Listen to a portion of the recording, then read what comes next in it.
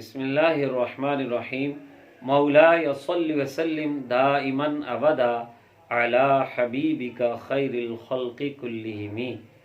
اللہ تعالی نے سورہ معارج کی آیت نمبر 24 اور 25 میں اپنے محبوب بندوں کی ایک صفت یہ بیان کی، والذین فی اموالہم حق معلوم للسائل والمحروم، اور ان لوگوں کے مالوں میں ایک مخصوص حصہ ہوتا ہے سوال کرنے والے کے لیے اور محروم کے لیے۔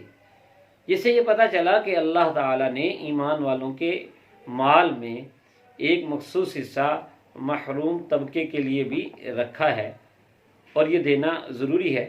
اس کی ایک صورت صدقہ فطر بھی ہے جو کہ عید الفطر پہ ادا کیا جاتا ہے۔ اس کو فطرانہ، فطرہ، زکوٰۃ الفطر بھی کہا جاتا ہے۔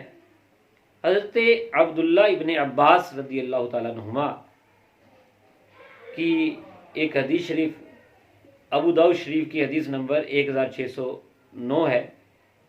فرمایا کہ فرض رسول اللہ صلی اللہ تعالی علیہ وسلم زکوٰۃ الفطر طہرۃ للصائم من اللغو والرفث وطعمۃ للمساکین۔ اللہ کے رسول صلی اللہ تعالی علیہ وسلم نے صدقہ فطر کو لازم کیا۔ اس کی دو حکمتیں بتائیں، ایک یہ کہ روزے دار کا روزہ لغو باتوں سے اور فحش باتوں سے صاف ہو جائے، کوئی کمی اس میں تھی تو وہ ختم ہو جائے، اور دوسرا مساکین کے لیے کھانے کا سامان ہو جائے، یعنی عید کی خوشیوں میں انہیں بھی شریک کیا جائے۔